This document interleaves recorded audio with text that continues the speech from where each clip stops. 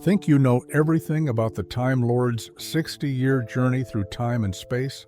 From MI5 investigations into submarine props to witches' curses plaguing film sets, the Doctor's adventures off-screen are just as bizarre as anything that happens on-screen. Prepare to discover production secrets that defy explanation, casting decisions that could have changed television history forever, and behind-the-scenes incidents so strange they sound like plots from the show itself. Here are the 15 weird facts you didn't know about Doctor Who. Fact 1. MI5 investigated a Doctor Who submarine. During the 1960s, Doctor Who's production team found themselves facing an unexpected visitor from Britain's Secret Intelligence Service. MI5 agents had become genuinely concerned about a submarine prop that appeared in one of the show's serials, believing it bore a startling resemblance to a highly classified Ministry of Defense prototype that was under construction at the time. The submarine in question featured 22 propellers and was created for a Doctor Who serial as part of the show's ongoing adventures. What seemed like innocent science fiction storytelling to the BBC production crew had apparently caught the attention of government security officials who were monitoring anything that might compromise national defense secrets. The visual effects designer responsible for the submarine was Peter Day, who found himself in the unusual position of having to explain his creative process to MI5 investigators. Day revealed that his design choices were entirely coincidental and had nothing to do with any classified government projects. In fact, the submarine's distinctive appearance came from a rather mundane source that perfectly exemplifies the resourceful nature of Doctor Who's famously low-budget production methods. Day explained to the concerned MI5 agents that he had chosen to replace the model submarine's propeller with parts from a vacuum cleaner simply because he thought it would make the prop look more seaworthy and convincing on screen. This creative use of household appliances was typical of Doctor Who's approach to special effects during its early years, when the production team had to make the most of limited resources and tight budgets.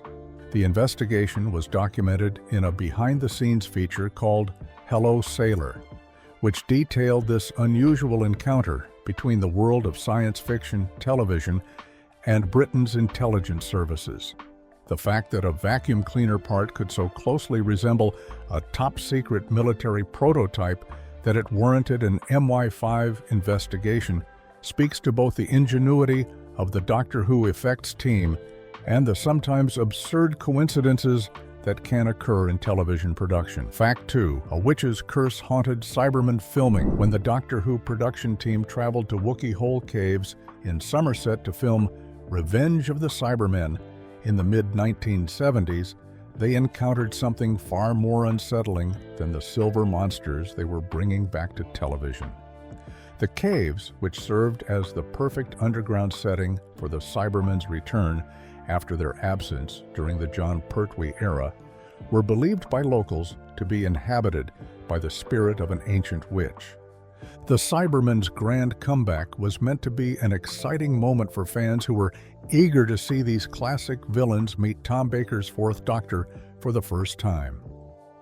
However, the location filming at Wookey Hole Caves would be remembered more for the strange events that occurred behind the scenes than for the episode itself, which many fans later considered underwhelming compared to the supernatural drama that unfolded during production. The trouble began when the Doctor Who crew decided to have some fun with the local legend surrounding the caves. According to the stories that had been passed down through generations, a witch's spirit was said to dwell within the underground chambers. The production team found this tale amusing and decided to play along by wrapping a drape around one of the stalagmites inside the caves, essentially creating a makeshift ghost figure as a joke. This seemingly harmless bit of humor was followed by a series of unfortunate accidents that the superstitious among the crew attributed to the witch's displeasure at being mocked. An electrician working on the production suffered a broken leg during the shoot, which could have been dismissed as a simple workplace accident if not for what happened next. Elizabeth Sladen, who played the beloved companion Sarah Jane Smith, was involved in another incident when the boat she was using during filming suddenly lost control on the water. Whether these events were truly the result of supernatural intervention or simply coincidental accidents that occur on any film set, the crew members who were present during the Wookiee Hole shoot became convinced that their playful disrespect toward the witch's legend had brought genuine consequences to their production. Fact 3. Tom Baker wanted a talking cabbage companion. Tom Baker, the iconic Fourth Doctor known for his wild curly hair and impossibly long scarf, once made a genuinely serious proposal to BBC executives that would have taken Doctor Who in a direction nobody could have anticipated. Following Louise Jameson's departure from the show in 1978, Baker approached the production team with his vision for the Doctor's next traveling companion, a talking cabbage. This wasn't a throwaway joke or a moment of whimsy from the famously eccentric actor. Baker was genuinely enthusiastic about the idea and believed that having the Doctor traverse space and time with a sentient vegetable would bring a unique and memorable dynamic to the series. The proposal came at a time when Doctor Who had already featured some of the most colorful and unusual companions in television history, including the robot dog K9 and the shape-shifting android Chameleon, so Baker's suggestion wasn't entirely without precedent in terms of non-human travel partners. Baker envisioned what he described as his most unusual assistant yet, imagining scenes where the Fourth Doctor would engage in philosophical conversations and adventure-solving discussions with this conscious cabbage. The actor was known for his creative input into the show and his willingness to push boundaries, having already established his Doctor as one of the most unpredictable and alien incarnations of the Time Lord character. However, when Baker presented this ambitious concept to the BBC executives who oversaw Doctor Who's production, they remained completely unconvinced by his vegetable companion proposal. The network officials ultimately decided that a talking cabbage would be too bizarre even for a show that regularly featured time travel, alien invasions, and monsters made from bubble wrap and household items. Despite Baker's enthusiasm and his track record of successful creative contributions to the series, the BBC felt that introducing a sentient cabbage as a regular character would push the show too far into absurdist territory. The executives concluded that this particular creative vision would not serve the series well, and Baker's talking cabbage companion never made it past the initial pitch stage. Fact 4. The Candyman was banned forever over Candy lawsuit. One of Doctor Who's most unusual villains met his permanent end not through the Doctor's clever schemes or heroic actions, but through a sternly worded legal letter from a British confectionery company. The Candyman, a sweet-covered monster who appeared in the 7th Doctor serial The Happiness Patrol during the late 1980s, became the subject of an unexpected copyright dispute that would ensure his exile from the Doctor Who universe forever.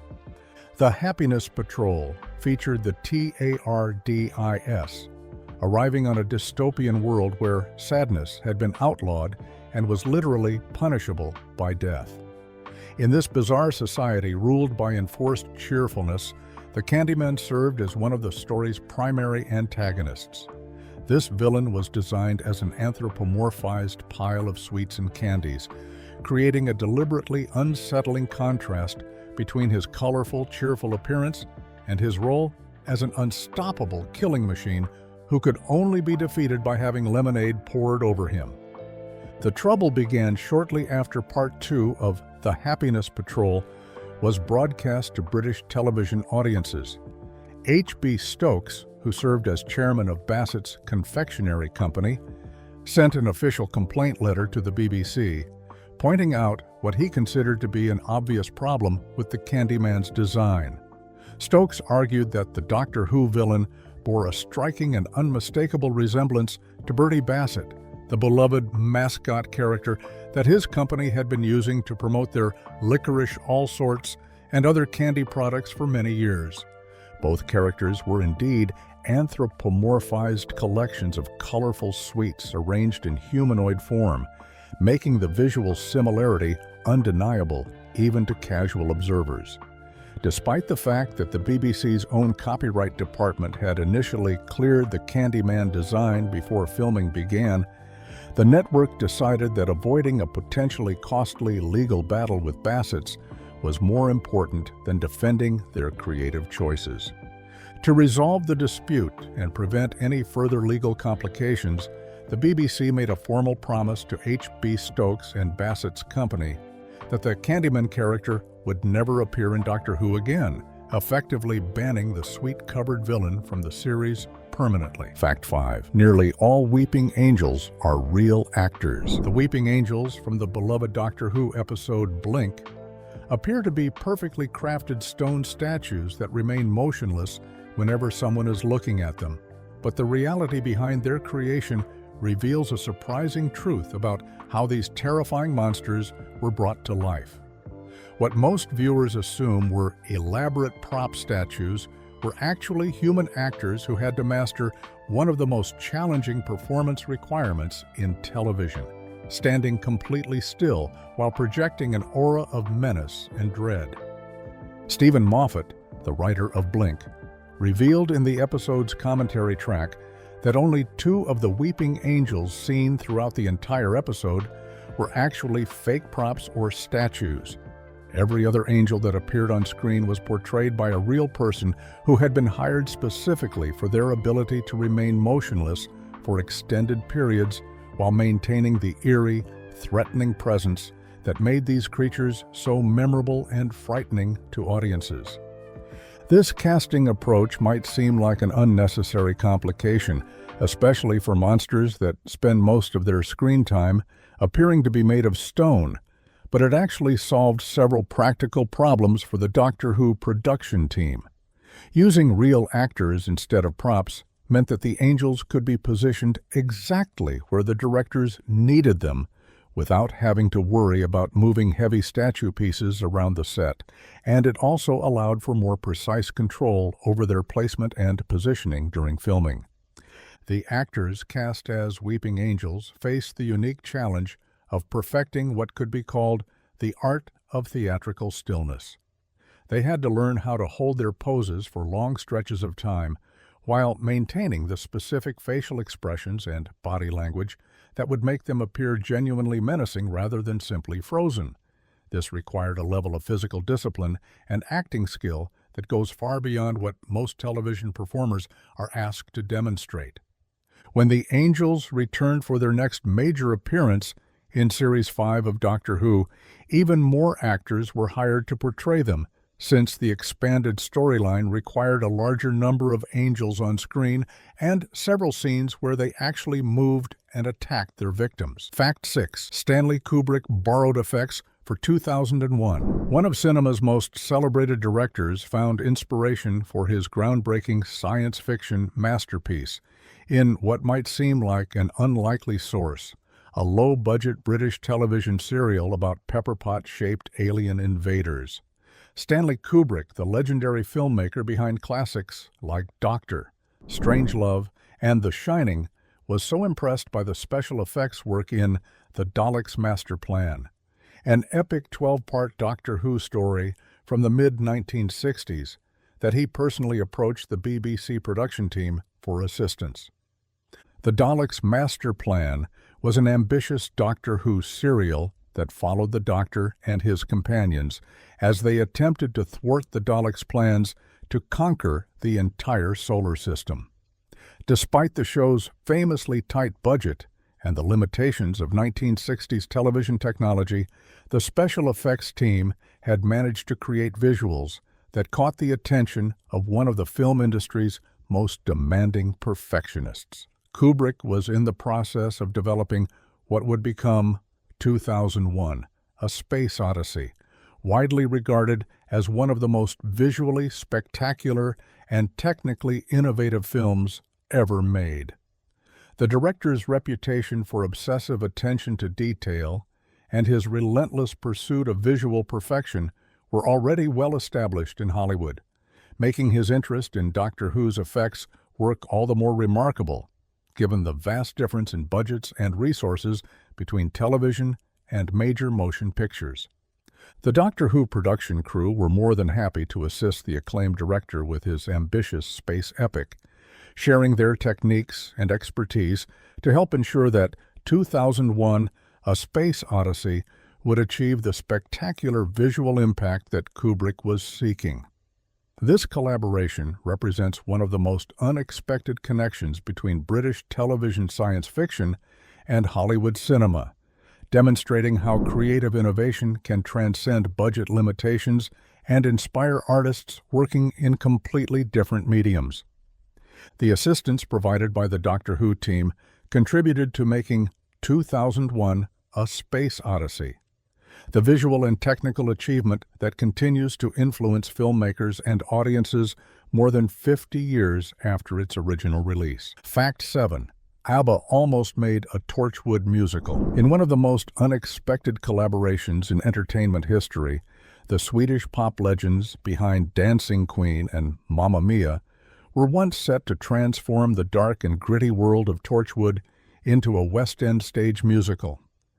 Benny Andersson and Bjorn Ulvaeus, two of the 4 members of ABBA, who had already proven their theatrical credentials with the massively successful Mamma Mia musical, were officially brought on board to adapt the adult-oriented Doctor Who spin-off for live theater audiences. Torchwood, which premiered in 2006 as a more mature counterpart to Doctor Who, was known for its exploration of darker themes, including death, sexuality, and moral ambiguity, as it followed Captain Jack Harkness and his team of alien investigators in Cardiff. The series had gained a devoted following and was considered one of the most compelling science fiction dramas on British television, attracting both longtime Doctor Who fans and viewers who were drawn to its more sophisticated storytelling approach. The contrast between ABBA's upbeat, catchy pop sensibilities and Torchwood's brooding atmosphere of alien conspiracies and emotional trauma would have created one of the most tonally unusual musical theater productions ever attempted.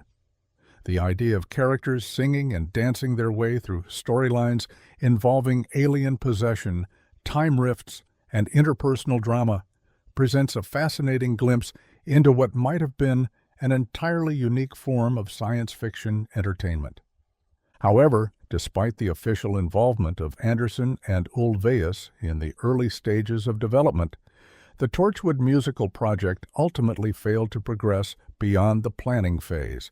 Very little information has been released about the specific reasons why the collaboration fell through or what the musical adaptation might have looked like in terms of plot, characters, or musical numbers. The project remains one of the most curious footnotes in both ABBA's post-breakup career and the extended Doctor Who universe, representing a creative partnership that seemed almost impossible to imagine but came surprisingly close to becoming a reality on the London stage. Fact 8. Hugh Grant regrets rejecting the Doctor role. Hugh Grant, the beloved British actor known for his charming performances in romantic comedies like 4 Weddings and a Funeral and Love, actually once had the opportunity to become one of the most iconic characters in science fiction television history. When Russell T Davies was preparing to revive Doctor Who in 2005 after its 16-year absence from television, Grant was among the high-profile actors approached to take on the role of the 9th Doctor, which ultimately went to Christopher Eccleston. At the time of the offer, Grant was at the height of his movie career and had recently appeared in major Hollywood productions, including Bridget Jones' The Edge of Reason. The decision to turn down Doctor Who seemed logical from a career perspective, as television work was still considered a step down for established film stars, and there were genuine questions about whether the revival of a show that had been off the air since 1989 would find an audience with modern viewers. Grant's skepticism about the project's potential for success led him to decline the role, but his feelings about that decision changed dramatically once he saw how the revived series performed. The new Doctor Who became a massive hit for the BBC, attracting millions of viewers and earning critical acclaim for its updated approach to the classic format. The show's success helped to launch it into a global phenomenon that continues to attract new fans more than 2 decades later. In subsequent interviews, Grant expressed his regret about turning down the opportunity, admitting that seeing the quality and success of the finished product made him realize what he had missed. However, he maintained his characteristic self-deprecating humor about the situation, suggesting that while he regretted his choice, it might have worked out for the best, since he probably would have made a mess of it anyway. Russell T. Davies later revealed that he suspected Grant's agent may have rejected the offer without even presenting it properly to the actor, reflecting the entertainment industry's attitudes toward television work at the time. Fact 9.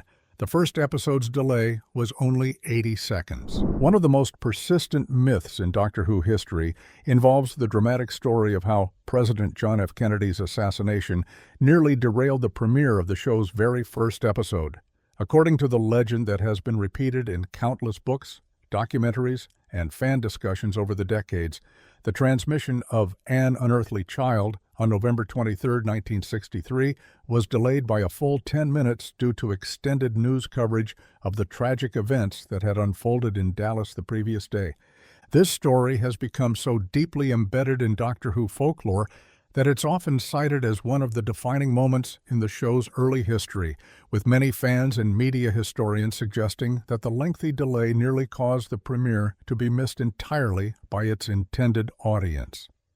The tale has taken on an almost mythical quality, representing the idea that Doctor Who's launch was overshadowed by one of the most significant news events of the 20th century. However, the reality of what actually happened that Saturday evening in 1963 tells a very different story. While it's true that BBC television coverage of President Kennedy's assassination did affect the scheduled programming, the actual impact on Doctor Who's debut was far less dramatic than the popular version of events would suggest. The BBC's own records show that An Unearthly Child went out after a delay of just 80 seconds, not the 10 minutes that became part of television legend. This brief delay was hardly unusual for live television broadcasts of the era, when technical difficulties, breaking news, or other programming adjustments could easily cause minor schedule changes without significantly affecting viewer experience. The transformation of an 80-second delay into a 10-minute legend demonstrates how television history can become distorted over time, with dramatic stories often proving more memorable and repeatable than mundane facts. The myth of the extended delay has become so well established that it continues to be repeated even when the actual broadcasting records clearly contradict the popular version of events. Fact 10. Secret anagram names hid the Master's return. The Doctor Who production team developed an ingenious system of secret code names to prevent spoiler-hungry fans from discovering when the Doctor's greatest enemy would be making surprise appearances in upcoming episodes. The Master, a recurring villain whose unexpected returns were always meant to shock audiences, became the subject of elaborate naming schemes designed to hide the actor's involvement from anyone who might be scanning cast lists or production credits for clues about future storylines. One of the most clever examples of this deceptive practice occurred during the Fifth Doctor serial The King's Demons, where the credits listed a mysterious actor named James Stoker in the cast. This seemingly innocent name was actually an anagram of Master's joke, serving as a playful hint to those who might figure out the wordplay while remaining completely meaningless to casual viewers who weren't actively looking for hidden messages in the episode credits. The production team used a similar approach for Castrovalva, another Fifth Doctor story where the Master appeared in disguise. In this serial, the character known as the Portreeve was credited as being played by Neil Toynay, which was simply the name of the actual Master actor Tony Ainley spelled backwards. This reverse spelling technique allowed the production team to technically include the real actor's name in the credits while making it unrecognizable to anyone who wasn't specifically looking for anagram clues. The practice continued well into the modern era of Doctor Who, with the Series 12 finale featuring a character called Fake Out, played by someone credited as Barack Stemus. When viewers rearranged the letters in this fake name, they discovered it spelled out "Master is back," confirming the villain's return in a way that was perhaps less subtle than the earlier examples, but still maintained the tradition of using anagrams to conceal surprise appearances. This ongoing game of linguistic hide-and-seek between the production team and dedicated fans became part of Doctor Who's unique relationship with its audience, rewarding careful attention to detail while preserving the element of surprise for casual viewers. Fact 11. Fake names protected new companions. Doctor Who's production team has always operated under intense scrutiny, from fans eager to discover any details about upcoming storylines, casting decisions, or character developments before they're officially announced. This passionate fan base includes dedicated followers who monitor everything from filming locations to casting calls, making it extremely difficult for the show to keep major surprises under wraps. To combat this constant threat of spoilers, the production team developed a sophisticated system of code names and false identities that would protect new companion reveals until the BBC was ready to make official announcements. The most notable example of this deceptive practice occurred during the development of Bill Potts, who would become the 12th Doctor's companion during Series 10. Before actress Pearl Mackie was officially revealed as the newest member of the TARDIS crew, the character was referred to behind the scenes using the deliberately misleading codename Mean Town. This fake identity served multiple purposes, allowing the production team to discuss the character in meetings, prepare scripts, and coordinate filming schedules without revealing any actual information about who the new companion would be or what her real name might be. The choice of Mean Town as a codename demonstrates the creative lengths that the Doctor Who team would go to in order to maintain secrecy around their casting decisions. The name bears no resemblance to Bill Potts and provides no clues about the character's personality, background, or role in the upcoming series, making it completely useless to anyone who might intercept production documents or overhear conversations about the new companion. This practice of using fake names reflects the unique challenges faced by one of the world's most scrutinized television productions, where even minor details can become major news stories among the devoted fan base. The system allows cast and crew members to communicate about sensitive plot points and character developments without accidentally revealing information that could spoil surprises for viewers or undermine carefully planned marketing campaigns designed to build anticipation for new seasons. Fact 12. Matt Smith nearly played Prince Philip first. In one of the most remarkable examples of life imitating art, Matt Smith's Doctor Who storyline came remarkably close to predicting the actor's most famous post-TARDIS role several years before it actually happened. The episode Nightmare in Silver featured a scene where the 11th Doctor disguised himself as Porridge's proconsul. But the original script contained a very different impersonation that would have seemed like an impossible coincidence when Smith later landed his breakthrough role in Netflix's royal drama, The Crown. According to behind-the-scenes information about the episode's development, the Doctor was originally intended to impersonate Prince Philip, the Duke of Edinburgh and husband of Queen Elizabeth II, rather than the fictional proconsul character that appeared in the final broadcast version. This scene would have shown Smith's Doctor adopting the mannerisms and speech patterns of the real-life royal figure as part of his elaborate disguise to infiltrate Porridge's court and accomplish his mission.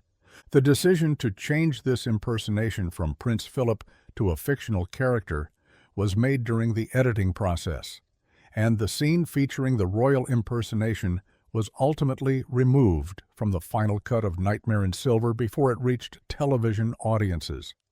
This means that viewers never got to see what would have been an inadvertent preview of Smith's future career direction. though the deleted scene would likely have fascinated fans when Smith's casting in The Crown was announced years later. Smith went on to achieve international acclaim and recognition for his portrayal of Prince Philip in the first 2 seasons of The Crown, earning praise for his nuanced performance as Queen Elizabeth's husband during the early years of her reign. His work on the Netflix series became one of his most celebrated roles and introduced him to a completely new audience beyond his Doctor Who fan base. The fact that Doctor Who nearly featured Smith playing Prince Philip years before his official casting in The Crown represents one of the most uncanny coincidences in the actor's career, creating a strange connection between his time-traveling adventures and his eventual portrayal of 20th century British royalty. Fact 13. Sergeant Benton got his own album. One of Doctor Who's most beloved supporting characters inspired such devotion from the actor who portrayed him that it led to the creation of what might be the most unusual musical project in the show's history. John Levine, who played the loyal and dependable Unit Sergeant Benton throughout the 1970s, became so attached to his character that he decided to explore the soldier's inner emotional life through an entirely unexpected medium, a full-length musical album. Sergeant Benton appeared alongside multiple doctors during some of the show's most memorable unit-based adventures, serving as a reliable and brave member of the military organization that frequently assisted the Doctor in defending Earth from alien threats.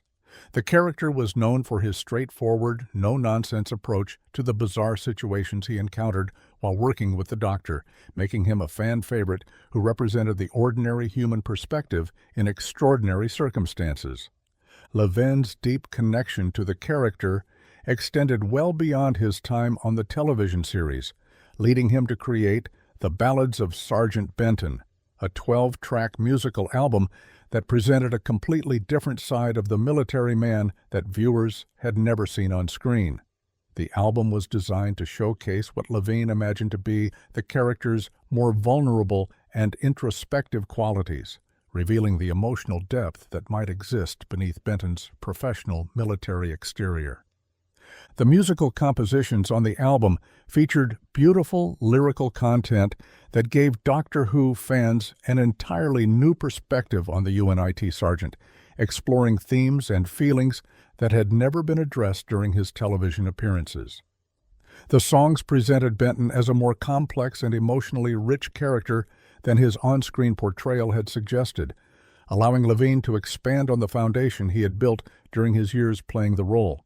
This unique musical project can be found on Amazon Music, where it remains available for Doctor Who enthusiasts who want to experience John Levine's personal interpretation of his character through song, representing one of the most personal and creative extensions of the Doctor Who universe ever created by a cast member. Fact 14. Library props from Forest of the Dead still exist. Doctor Who fans seeking a tangible connection to one of the show's most memorable and frightening episodes can actually visit the real-world location where the terrifying Vashta Nerada hunted their victims through the shadows of a vast library. The 2-part story, Silence in the Library and The Forest of the Dead, was filmed at Swansea College of Art. And remarkably, many of the props created specifically for the production remain exactly where they were placed more than 15 years ago. The episodes featured the Doctor and his companions exploring what appeared to be the largest library in the universe, a massive repository of knowledge that had become infested with carnivorous shadows known as the Vashta Nerada. The library setting required an enormous number of books and reference materials to create the impression of a vast collection spanning multiple floors and countless shelves, presenting a significant logistical challenge for the production team working with their typical limited budget. Rather than purchasing or borrowing thousands of real books for the filming, the Doctor Who crew created hundreds of empty binders and folders, each carefully fitted with printed spine labels that featured realistic-looking titles and classifications that would appear authentic on camera. These fake volumes were distributed throughout the library shelves to give the impression of a fully stocked academic collection without the expense and complexity of using actual books. What makes this location particularly special for visiting fans is that the Swansea College of Art Library continues to function as a real working library and examination space for students. The building still serves its original educational purpose, meaning that visitors can walk through the same domed library room where the Doctor faced the shadow-dwelling creatures and see the exact shelves where the dramatic confrontations took place. Even more remarkably, many of the original prop binders created for the Doctor Who production remain scattered throughout the library shelves, including on the upper floors.